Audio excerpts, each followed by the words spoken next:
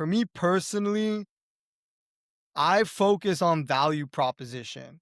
Like, am I communicating the value proposition that the consumers desire? Because at the end of the day, there's one thing out of all of your entire features that's going to get them jazzed up and make them feel really excited. So I think the most important thing is Hey, I'm Vishesh, your host. I'm a 5x founder and CTO. Still building, I also help founders like you ship faster and fix what's slowing you down. More at Vishesh.space. I'm joined by Brian Leor Frankel, growth consultant at Ignite.Consulting.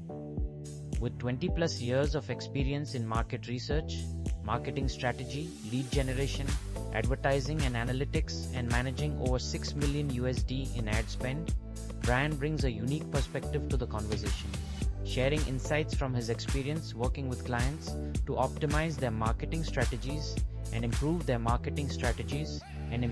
overall business performance. Hey, hi Brian. Thanks for joining me on the podcast. Vishesh. Thanks so much for having me. This is going to be a lot of fun. I think we're Yeah. going to do some deep dives that are very juicy and valuable. We're going to spill the sauce. I'm really looking forward to this. This is really exciting. Yeah, me too. I think we met, a decade ago? Somewhere around that crazy time back in, I think, Pune, if I remember correctly. And yeah, over lunch. I think we had a good lunch at a Thai conference. What are you doing right now? I think you're teaching as well. Give a little bit of background on yourself. Sure. My name's Brian Frankel. I'm a Los Angeles native. I started my career in market research and fell in love with marketing and consumer behavior around that time. That was in 2006. And so about 20 years ago. And ever since then, I've stayed in the field of marketing and I've been involved in B2B campaigns, government campaigns, direct to consumer campaigns, always around getting results. So hitting certain metrics, building strategies to reach certain goals or objectives, coming up with interesting tactics or thinking out of the box tactics to implement these strategies, hitting results and measuring and iterating. And so I love marketing. I love consumer behavior, consumer psychology, and I love teaching what I've learned. So I'm also a teacher at Cal State Northridge, which is my alma mater and a local university. And I run my own consulting practice, working with different kinds of startups or mid-sized companies and helping them scale to the next level. My specialty is in optimizing customer acquisition costs and market penetration. So I hope we dive into those kinds of concepts and we give people something really good that they can take away. I love the tactical step-by-step processes that people can implement right away. So I'll try and bring as many of examples of those as possible. Awesome. So let's start with the first one, which is you don't always nail the CAC. Sometimes you have to spend a lot more and you earn a lot less. Have you helped customers navigate that? Because initially, when you don't have that nailed, you can't up the spend. Right. And this is one of the biggest challenges that startups and entrepreneurs face is a high CAC in the beginning, right? So you have a high CAC, your customer acquisition costs are too high. You're not profitable. You don't have enough money to scale your budgets. So this is a problem. And this is kind of one of the main challenges that the entire team is going to face when scaling at all levels. And the goal is always to bring down those customer acquisition costs. That's your entire objective as a marketer is optimize those customer acquisition costs, bring them down. So some of the things that we do when we think about this and we try and make moves to make this happen is we look at it as like a wheel, like a wagon wheel with spokes, right? Each tactic, whether it's an ad or an influencer or your shopping cart or your email campaign, your entire funnel has an opportunity to get optimized. So your entire funnel is a spoke of the wheel. And what you do is you take one spoke at a time and you say, how can we make this better? So you look at your Google ads. Okay, is the copy as good as it can be on our Google ads? Are we targeting the right audience? Is the visuals that we're using the right visuals? How can we make that just a little bit better to bring down our Google acquisition costs? And then you look at Meta. You say, okay, our Meta ads, they're costing us about, say, $75 to acquire a customer. How do we bring that from 75 to 65? Can we do better messaging, better creative? Can we try targeting a different audience? How do we slowly improve that? Then you look at your PDP. You say, okay, here's our PDP. How do we improve that just slightly so that we can increase our conversion rates from 2.6 to 3%? And you say, how do we slightly increase our PDP and improve the performance? And is that better messaging, better testimonials, more social proof? Is it better pictures in our image gallery? Maybe we're looking at our heat map and we're seeing what are customers looking at first when they go on our PDP? And are we giving our best impression wherever they're looking first? And oftentimes it's that image carousel. I'm always trying to optimize that image carousel. Hmm. Then you look at your email campaigns. What's your email conversion rate on your post-purchase flow? You say, is our post-purchase flow as good as it can be? You say, okay, how do we make it just a little bit better? And then you can start looking at your offer. Is our offer as good as it can be? And you say, how do we make our offer more compelling? How do we add value to our offer? So you're when you're looking at each spoke of the wheel and you're improving it, you're going to see your CAC gradually come down slowly but surely. And it's a process, it's a step by step. Every improvement that you make is going to bring that CAC down $1 or 50 cents or 25 cents. And then you look at that over time, and then you're eventually going to hopefully you get to a CAC that you're comfortable with. That's kind of the overarching game. Yeah, that's an interesting way to look at it. Spokes. I'm sure you're familiar with the 80-20 rule, right? Sure. And so, out of all the spokes, do you have a method to identify the 20% items that you need to attack first? And how do you approach that? Sure. It's a great question. The Pareto principle, 80-20, 20%. 20% of your moves should generate 80% of your revenue. And I think for me personally, I focus on value proposition. Am I communicating the value proposition that the consumers desire? Because at the end of the day, there's one thing out of all of your entire features that's going to get them jazzed up and make them feel really excited. So I think the most important thing is, what is that main core value proposition that you bring with your product or service? And do you really clearly explain that and communicate that in everything that you do? So if it's giving them more energy, or if it's saving them 5 hours, or if it's getting them the girlfriend that they desire, or if it's getting them the best rate on a mortgage possible, if you really have to understand what is that one thing that you need to communicate, that you need to hit the hammer on the head over and over and over again. And if you can find that one talking point, that one feature, or that one benefit that makes people purchase the most, then the rest is going to be very easy.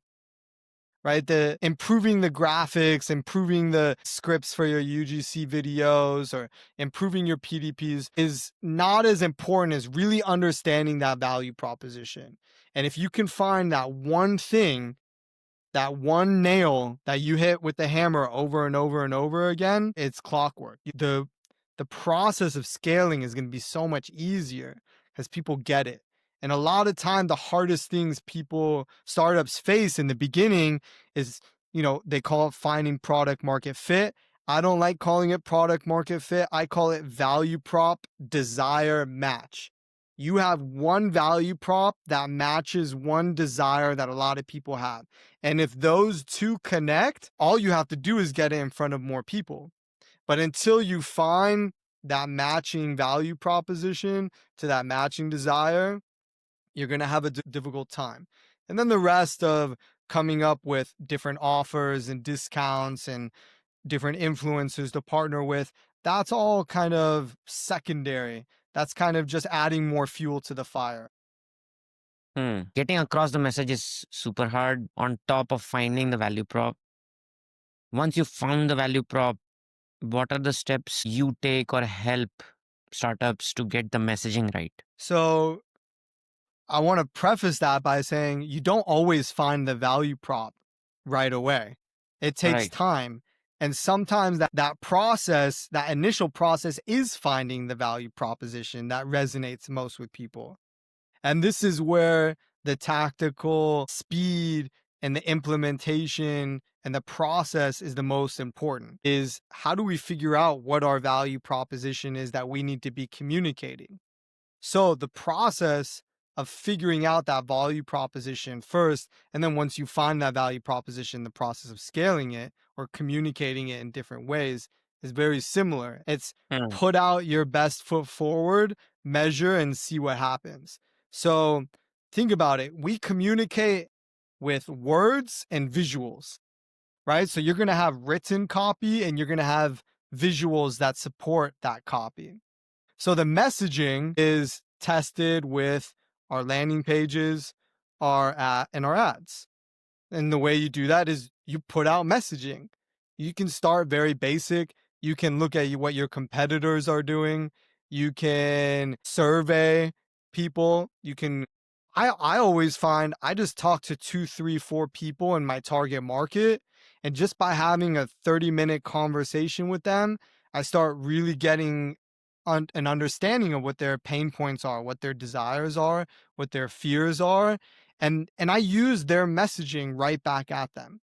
So if someone tells me they're afraid of being alone, or they're afraid of not getting to spend time with their family, or they're afraid of getting ripped off by a car salesman, I'm using their verbiage in my campaigns. So a great place to start would be talk to 3 people that you think would buy your product. Don't tell them what your product is. Just talk to them about their life within the realm of what you're selling.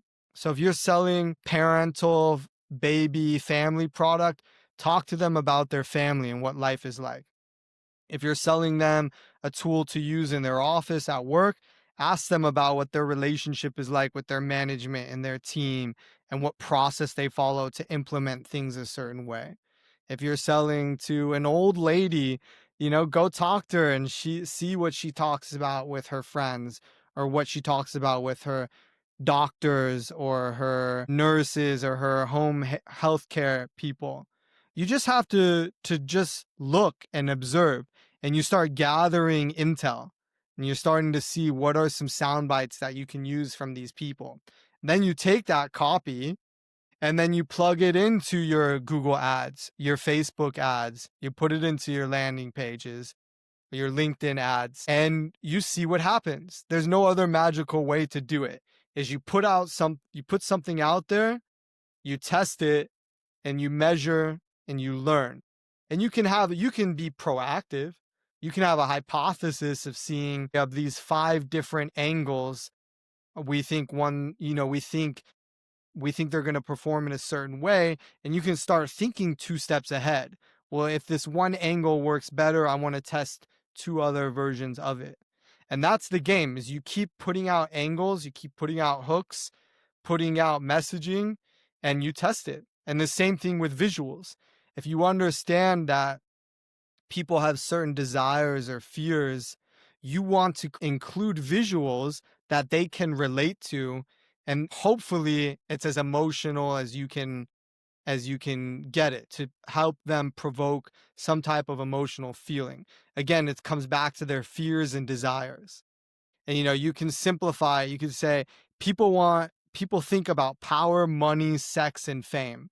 And those are great pillars to start with. And you can think, how does this product or service relate to them having more power, control, authority? How does it help them with fame, awareness, recognition? How does it help them with sex? Sex sells. That arousal of sex is there. It's in every person. And money, everybody wants to make more money and everybody wants to save money. So those are great places to start with hooks or angles. And if you need help brainstorming, that's when you turn to your Claude and you say, hey, here's my target market. Here's what I understand their desires and fears and pain points are. And here's some of the angles I'm working with. What do you think? But you're never asking Claude to give you an example right away. Your prompt to Claude is going to include your demographics, their psychographics, their interests, their fears, their behaviors, their consumer purchase process that you've mapped out. Maybe some of what your competitors are saying. You're really creating as juicy of a prompt as you can before you start using AI. When I teach at CISA and I teach these executive students how to be consultants and how to follow marketing strategy, out of a 4-day immersive, the first day has nothing to do with AI. It's all about using your brain and your own interaction with your customers to really understand who they are first. Because if you don't have a desire or a pain point or a fear that you fill, you're not going to have money. And they make them really understand and put themselves in their consumer shoes first, then document all of that, and then plug that into your Claude and say, hey, come up with some Google ads that I could run, come up with some LinkedIn copy I should use for posts. Right? So you start with really understanding the consumer first, that consumer psychology.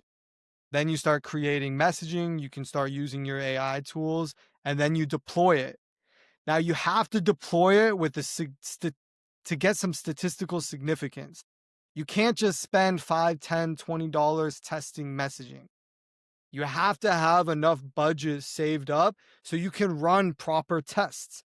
You want to get statistical significance. That statistical significance, that stat sig, is going to come from your own metrics. But say in e-commerce, we run this metric that says we want 50 conversions in 2 weeks. And that number comes from Meta used to tell us you need to get 50 conversions in 2 weeks to get out of the learning phase so that their AI can learn from your creative and copy and they can understand who to deploy your ads to. But you want to have enough budget to get 50 conversions in 2 weeks. Or if you're a higher cost SaaS product, you need to give yourself a certain budget to get, 10 customers a month. So you have to work out for yourself, again, going backwards from our funnel that we spoke about earlier. We knew that we need to get a certain amount of revenue per month. In order to hit that revenue, we need to get a certain conversion rate. And in order to reach that revenue at that conversion rate, we need a certain amount of our top of funnel traffic. So you start to understand what kind of budget you need to get those people to your website. You want to you got to give yourself wiggle room, and you got to give yourself room to test, because not everything's going to work on the first time. And once you find something that works, the job doesn't stop there. You can always make it one step better. You can always bring your CAC down from 50 to 49, from 49 to 48. The CAC will always improve as you get better with your messaging and with all the spokes in your wheel.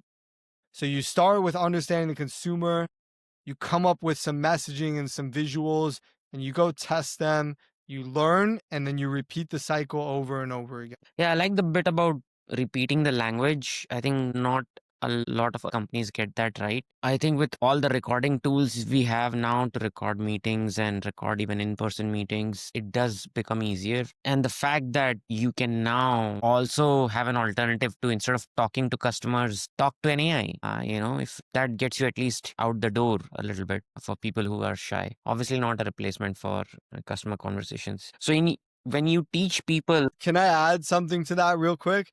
You Yeah, brought sure, up a yeah. great point, which is, let's say you're very shy. I'm only going to use this. I'm only going to tell this if you're really shy and you're really afraid of talking to people. I think talking to people is number one. Just keep asking them questions. You're going to get such incredible insights from that. But let's say you're in the office or you're in a meeting and you need to understand consumer sentiment about a topic in the next 5 minutes. One thing you can do is you can use a tool like Grok, and you can say, hey, Grok, do a quick sentiment analysis on Twitter about women cosmetics or women lipstick, or about video recordings, video tools. Give me a quick sentiment analysis and tell me what people like and people dislike. And you can get some quick insights from Grok on Twitter really fast. And you can get some quick understanding on what do people like and dislike. In the past, you used to go to a competitor's reviews, export their reviews from Amazon or Facebook, import it into a word counter, and find out what was the most common word used and work Yeah. backwards from there. Now you just use, your Grok or your Claude, or you build a quick thing on N8N that says, hey, just check out these 5 brands, read all of their reviews, or read all of the feeds, do some social listening. Like you could use Clay to do social listening on keywords on LinkedIn, and just give me a quick sentiment analysis on what are the people liking and disliking right now. And that's another great place to start. Or that's something, if you want to look up real fast. Yeah. Makes sense. So when you teach people about, you said you first start with no AI and then you move on to AI. What are some of the things that you train them, and what has changed in terms of getting the CAC down and ad spend? What has changed with AI? These are 2 loaded questions that we could spend a lot of time on. So first, what's the concepts that I teach Right. pre using an AI tool, and then how does AI help implement that? So one of the biggest things I teach is this concept called the consumer purchase process, CPP. Hmm. It's the 5 steps that your consumers will go through when purchasing your product. So every product or service has customers that go through a CPP. And those 5 steps are always consistent in their structure, but they might get tweaked here or there based off of what you're selling. But I'll list you those 5 steps. There's step 1, need recognition. Step 2, information search. Step 3, evaluate alternatives. Step 4, purchase. And step 5, post-purchase dissonance. So all consumers, whether they're purchasing a car or an AI cybersecurity tool, they're always going to follow these 5 steps across the board. And this is a consumer behavior across the board, regardless of whether they're using or you're using AI or not. The human psyche, the brain is going to go through this. So step 1, need recognition. There's always a trigger that starts this purchase process. It could be they open the refrigerator and they're out of a certain product. It can be a mail from their their manufacturer saying your lease is about to expire in 6 months. It could be your company just gets hacked. Right? There's always a trigger that starts this purchase process that says, we need to come up with a solution. We need to fill this void. We need to satisfy this pain point that I've imagined or created for myself. So that's step 1. There's a trigger, there's a void, a lack, a pain point that gets recognized. Then step 2, information search. I need to solve my problem, right? My boss is nagging me. I need to fix this to get my boss off my back. Or I need to get this raised by the end of the month. Or I'm hungry. I need to get some food, right? So I always am looking for a solution to my problem. Now, we want to think about, where are our customers searching for a solution? Are they going on Facebook groups? Are they going on LinkedIn? Are they reading a publication? Do they go to trade shows? Are they watching YouTube videos? Where do they look for information to find a solution to that specific problem that we solve? And what does that tell us? Where to put our advertising dollars. If they go on Facebook groups, put your money into Facebook groups. If they go on YouTube, spend money on YouTube. If they go on LinkedIn or they go to a trade show, buy that booth at the trade show. You need to spend the money where they're searching for solutions to the problem that you solve. Then you have evaluate alternatives. So you're not the only person out there that's selling your product or service, right? There's plenty of AI cybersecurity tools. There's plenty of vegan milks. There's plenty of lipsticks. There's plenty of mortgage refis out there. There's so many alternatives out there. So every consumer is going to look at 2 or 3 products to choose from. Maybe they'll look at 10, maybe they'll look at 2, maybe they'll look at 1. But usually they're going to look at 2, 3, 4 alternatives to a solution for their solution, because that's the way that they protect themselves. Remember, people have a lot of fear. They want to protect themselves. So in order to make them feel like they make the best decision, they're going to look at their alternatives that are out there. So when your consumer is looking at the different alternatives, what are they using to evaluate the best one? Is it price? Is it a certain feature? Is it the way it's delivered? Is it a certain utility that it has? Is it a certain weight? What are the things that they're using to evaluate one being better than the other? Now, that's also a signal or a clue to tell you what to communicate in your messaging. So if they're looking at a product weight as something that's a priority to them when they're evaluating the different alternatives, my messaging is saying we weigh the least amount.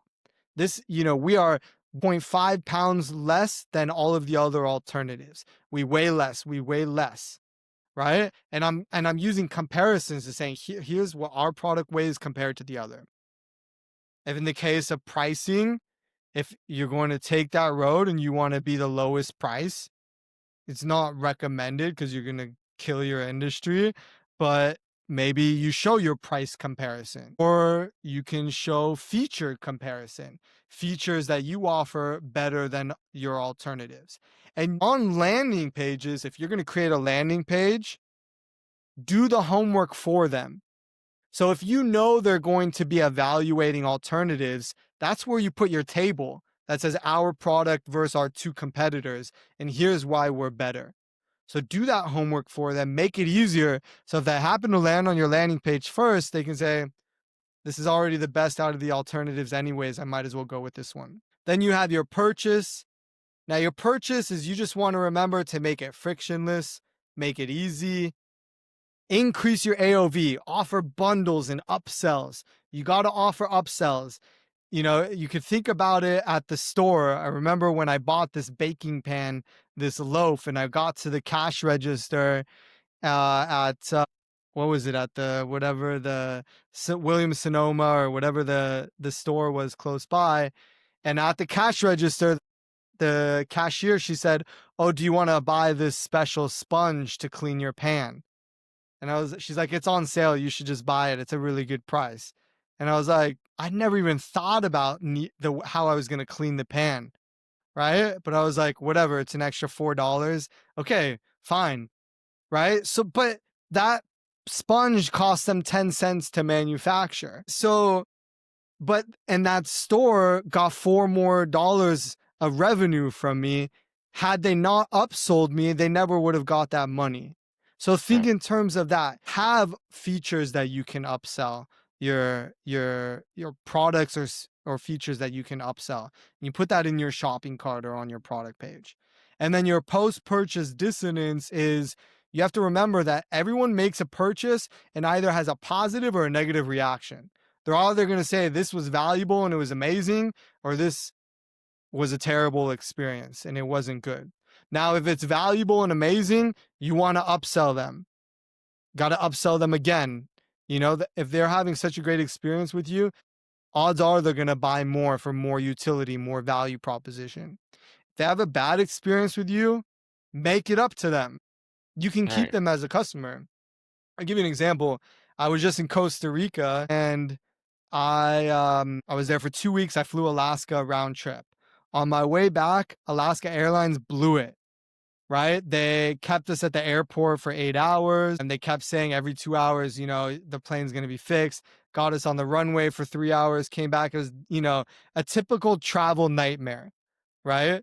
But I called and I complained, and they sent me a $400 voucher to use whenever I wanted, or they gave me a year to use it. And just 2 weeks ago, my voucher was expiring. Again, that scarcity element. We always want to put scarcity on our campaigns, that the offer is going to expire. My voucher was expiring, so I had to use it. So I said, okay, I'm gonna go to check out this hike in Portland. And I bought a first class round trip tickets, cost $400. So I used my voucher, so I traveled for free. Now, I flew first class. I had an amazing time in Portland. I came back, right? That first class cabin was not full. The seats on that airplane was not full. That didn't cost Alaska Airlines any money. I mean, whatever it cost them, their fuel, etc. But it Yeah. didn't cost them a whole lot more money. But now I have a very favorable, positive experience with Alaska Airlines. And I'm like, yeah, I'll fly with them again. I forgot about the shitty experience I had, right? This positive experience outweighed the negative experience. So Right. even if someone has a negative experience, they leave a negative customer review. Don't shy away from them. They're offering you an opportunity to communicate with them. Communicate with them. Sometimes you can flip them, sometimes you can't. But you already paid to acquire them in the first place. They already have familiarity with you. Try and win them back, you know? I don't know if this is a bad metaphor, but I think about the ex-girlfriends I had that I hurt their feelings and we still continued the relationship. People will give you a second chance. It's up to you to make it up to them. Yeah, indeed. I mean, you're absolutely right. They already are aware of your brand. You already know them. Might as well flip them. Yeah. So And let's I like add the the AI. Let's add the one AI touch to this. So if you have your CPP mapped out, you have it right. written down in a document. One, I upload that to Claude and it changes the output every time. It gives Claude ideas on messaging to use, especially around the evaluating alternatives or what triggers the pain points or what triggers the desire, the triggers the purchase process itself. And the second thing I would consider, and this is something I'm playing with more and more now, is customization, right? So in the past, we did a lot of, we probably had one PDP or one landing page. But if you start seeing that you have 2, 3 different target customer profiles that have 3 different pain points, you can leverage AI to give your prospect, the communication that they want, right? And so I don't know if we can call this AI or we just, it's more of like automated customization. We've reached the final section, which is called Never Get a Cold Email. And so these are questions where people will get to know you better. So you took a break. How was getting back out of long COVID? And what were the challenges of taking such a long break and coming out? Yeah, so I don't talk about this too often. So long COVID, when I got COVID, and it was the first time I got COVID about 2 years ago, it rocked me. It really took me out. It took about, from the time I got COVID, it took me about 2 to 3 weeks to really decline really hard. So my whole body went shot. So I got brain fog, my lungs went down, my stomach, my liver, everything went shot. And mind you, before COVID, I was backpacking like 38 miles in 3 days, carrying a heavy pack, doing amazing workouts. I was probably almost in the best shape that I'd ever been in Hmm. and planning to do a whole lot more. And I'd actually had planned I had a backpacking trip coming up that I had to not complete because of COVID. So I got brain fog, which means I couldn't complete an email. I knew I had to write something. I knew I had to do this project or assignment, but my fingers wouldn't even move. So I had to retrain my brain. And the way I would retrain my brain is I would learn something new every day. So every day for 30 minutes, I would learn something new. Why do beetles roll their poop? how do sailboats work? What's the origin? If you were to trace back Peloton all the way to the origin, reverse engineer Peloton all the way to the very first invention that led to the steps leading up to Peloton, what were they? So I just started learning. I learned how to play backgammon. I started learning different things to activate my brain again. And then for the endurance, I just started walking, and I would walk for 5 minutes and then I would be gassed. I would have to go take a nap. Um, and then I just gradually improved it week over week, month over month. And I feel better. I feel more calm. I feel more relaxed. And, doing those practices like meditation and staying dedicated to that, or deep breathing, or whatever it is that you choose, however you can take care of your body better, go for it. There's so many different ways to do it. But I've learned that it's up to us to take care of our body, and you're responsible for that. And if you don't take care of your body now, you're going to feel the repercussions. And if you do get sick, you can take care of your body, and it's really pretty magical to see how amazing the body is at healing, right? So if your body can get sick, it can also heal. So, and it's up to you with the decisions that you make. Yeah. Yeah. Indeed, I think looking at the fact that everything impacts your physical being, including, your conversations and what you're consuming visually or even as audio or food, is something that people forget. And I think it's a good Yeah. reminder, something like when you go through a health issue, or, when a family member goes through a health issue where you have to be in hospital, it's a good reminder of what's important, and you do need to take care of it. Yeah. Something I admire about you and something I learned from COVID is you are very patient, and you're very patient with people and in your conversations with them, and you're very patient and very calm in the interaction. And today, in a post-COVID world, AI is speeding things up and people are rushing. And yes, AI does help us do things faster, and AI helps the process move faster. We can learn faster. We can Right. fail faster, in the sense of faster, meaning the amount of time that it takes to fail or to implement a product or to do market research or to create a campaign.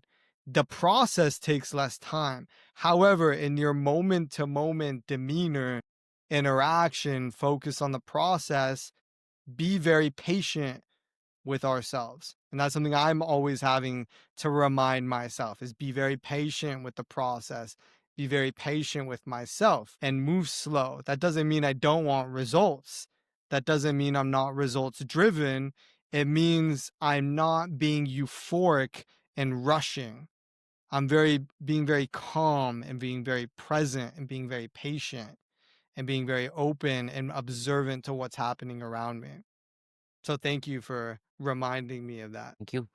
Um, Everybody needs to move fast and we need results, but at the same time, we need to be human. And I was reading this research yesterday where it's funny how these companies keep coming up with new sets of television that you can buy. So first it was HD, then it was 4K, now it's 8K. And there's this research which says human eye cannot distinguish between HD versus 4K versus 8K. There is visually no. And so, yeah, there are limitations to us as a being, and we need to be not just aware of it, but be content with it. You don't have to be, like you said, rushing it all the time. Life loses meaning if you keep rushing things. At least that's what Yeah, I feel. yeah, that's beautiful. I do ask people about what book would you recommend, and as I was going through your bio, I noticed you worked with Keith Ferrazzi, and I was like, oh, I've read his book. How was it working for an author, and what was that experience like? Sure. So Ferrazzi had or still has a consulting firm called Ferrazzi Greenlight, and I worked on selling a digital product of that book of Never Hmm. Eat Alone. So it was an informational product of teaching people how to build relationships. And one of the biggest, I think one thing I was very inspired by what Keith was doing with when he was teaching out on he was doing public speaking, that inspired me to do public speaking. He helped charities, that inspired me to work with a charity or have a cause that I associated myself with. And then he talked about building mentor relationships, and that's where I got exposed to putting structure around the mentor relationships that I have built for myself and help other people build. So I learned real structure around networking when working with him. I also perfected my affiliate marketing skills, and I learned how to do sales, and I learned how to help people increase their public speaking fees. I've worked with other speakers, helping them get their public speaking fees up to that 35, 50K mark where Ferrazzi was at when I was working with him. And what's interesting about today, one of the ethos in Ferrazzi's book is you get to know people and you get to know them and build a real relationship with them. We used to have to read their LinkedIn profile to come up with content to personalize outreach. But now, wow, you can sync, Clay with ChatGPT and just say, hey, read this person's profile and customize the message according to their interests. And it gives you, it gives you messages, and you can automate those personalized messages. So will people start getting numb to that? Probably, and it might be a little bit harder to become more personalized. And that's why, we really have to remember to just like be interested in the people that we're connecting with and don't look at them as dollar signs. Look at them as humans and try to have a real connection with people and really try to serve them and really try and help them and not just try and get the deal. Use that personalization to get to know someone for who they are, how they experience life. Don't use that personalization to just get the deal. Yeah, and also it's the habits you carry are sort of what make you. And if you get habitual to getting fed this personalization where you're basically outsourcing getting to know someone to AI, and your mind kind of will start switching off eventually, right? And you will basically not get to know people. And when you stop doing that, probably the next time you meet them, you'll probably not know them because, it was, you never, your brain still works the same just because AI is there. It doesn't Right. mean your brain has changed. So yeah, that's a good point. You need to take time to know people for sure. Yeah. Any closing thoughts, for folks who've like you've run a lot of campaigns for other people and advised. Parting thoughts on what are the key differences or quirks you've seen across platforms and what people should do? The best closing thought I would give is get your hands dirty, get your feet dirty. Just go out and test it and see what happens. And a lot of startups will have reluctance or they'll want to overthink it before starting. And you don't need to do that today. And this is where you can really surf the wave of AI and these tools is within an hour, you can have a product concept up and getting traffic to your website, and you can start validating it in a day. You don't need to wait. I used to have to wait a month, 2 months, 3 months to get campaigns going. I mean, today it really just takes an hour to get a campaign live. So think about that in the sense of you have all of this power at your fingertips. Don't be afraid to fail and mess up because there will always be an opportunity to improve.